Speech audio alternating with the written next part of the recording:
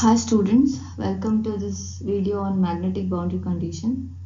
My name is Thripthi, my assistant professor in the Department of Electrical and Electronics Engineering, YIT. Okay, so in the module 2, we have seen about conductor boundary condition.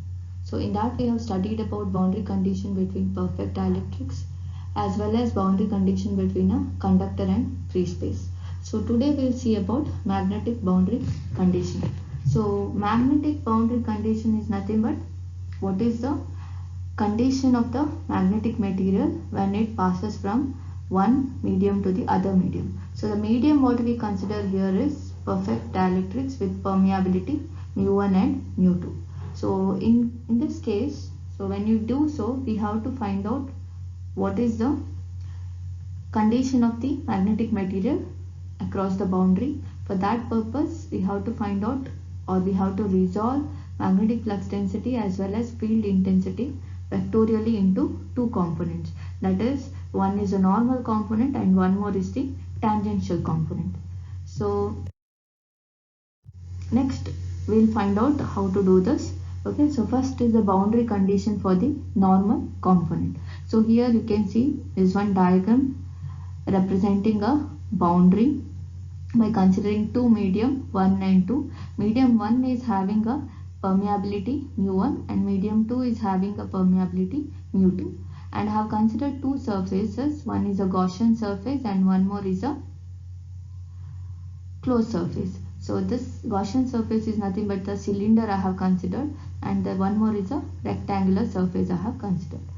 So before that, so we have to see how to represent the normal component and the tangential component. So normal component of flux density I have represented as Bn, whereas field intensity as Hn, and tangential component as Btan and Htan.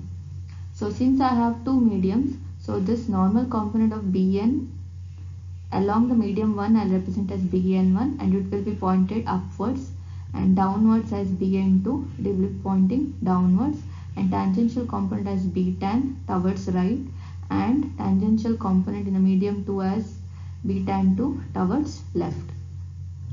So first is you have to find out what is the boundary condition for normal component. For that purpose I have to consider this cylinder. So this particular cylinder has three surfaces. One is the top surface and one more is the bottom surface and one more is the lateral surface. So considering the top and bottom and lateral. Okay, so according to Gauss law, so for the magnetic field, so we have B dot ds equal to 0, that is closed integral over S B dot ds equal to 0. So I have to divide this into three surfaces. So doing so, I'll get this as equal to 0, that is top plus bottom plus lateral equal to 0. So since I am interested only on the boundary, I can just reduce this delta H to 0, or I have to make this delta H to 0. That is nothing but delta H tends to 0. So in that case, so this component goes to 0. So the component B along the top surface is Bn1 with the surface area as delta S. Similarly, along bottom it is Bn2 with surface area delta S. So I'll consider the surface area to be same along up as well as below. It will be same. So this will be Bn1 delta S minus Bn2 delta S equal to 0. Minus because the downward direction, Bn2 is along the downward direction, so it has to be negative. So when I do that, I'll get Bn1 delta S equal to Bn2 delta S. So this will be Bn1 equal to Bn2.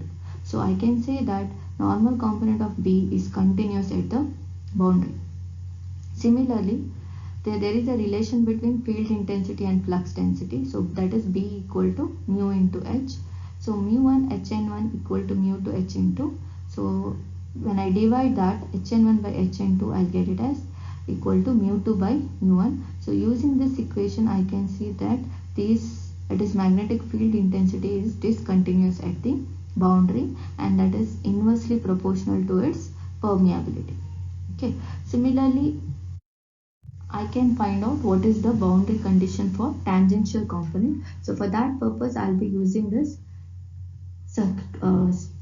rectangular plane. Okay, so according to Ampere's circuital law, so I have H dot dl equal to I.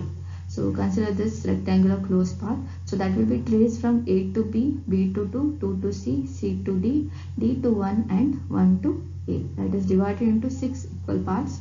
So using that, you can just write it as I, and this I, I'll just take it as in term K. So that is called as the surface current. Okay, so that is taken as K, which remains uniform, and this width I'll take it as delta W. So K into delta W, so that is equal to, okay, so along the A to B component is tangential component, so that will be H tan 1 in the medium 1 into delta W, because my length is delta W. From B to 2, component is HN1, okay, but I am going from B to 2, but my component of HN1 is upwards, so I have to write it as minus, and the height will be delta H by 2. Similarly, H into delta H by 2 minus H into H tan 2 delta W minus H into delta H by 2 plus HN1 delta H by 2. So each component you need to divide equally. So this particular plane is placed in such a way that half of its part will be lying in the medium 1 and other half is at the medium 2. So this height will be delta H by 2. So wherever you have the minus sign, it indicates that you are going in the opposite direction from the assigned components. Okay, so again, since I am interested only in the boundary, so this delta H has to tend to 0. So I'll be left with A to B and C to D. So these two all the components with delta H will go 0. So remaining is K delta W equal to H tan 1 delta W minus H tan 2 delta W. So delta W gets cancelled. So I'll be remaining with K equal to H tan 1 minus H tan 2. So vectorially, I can just represent as H tan 1 minus H tan 2 equal to A n 1 2 into K, where A n 1 2 is nothing but the unit vector in the direction normal at the boundary from medium 1 to medium 2. Okay, so we know that B and H is related by B equal to mu into H. So using that relation, I can write B tan 1 by mu 1 equal to minus B tan 2 by mu 2 equal to K.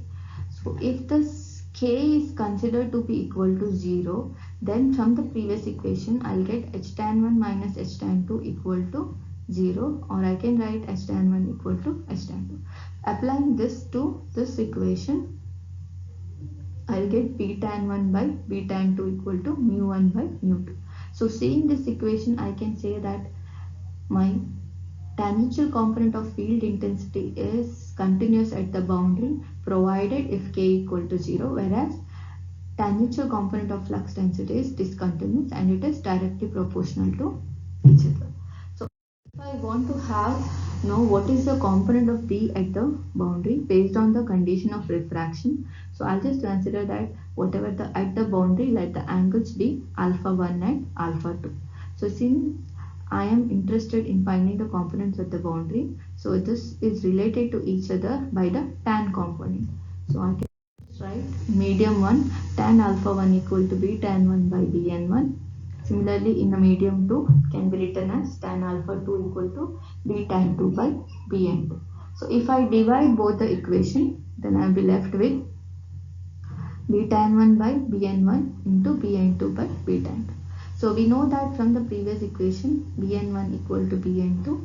So at the end, I'll get it as tan alpha by tan alpha 2 equal to B tan 1 by B tan 2. Okay. So that's all for today. Thank you for watching. Please do like this video, and for more such videos, subscribe to this channel.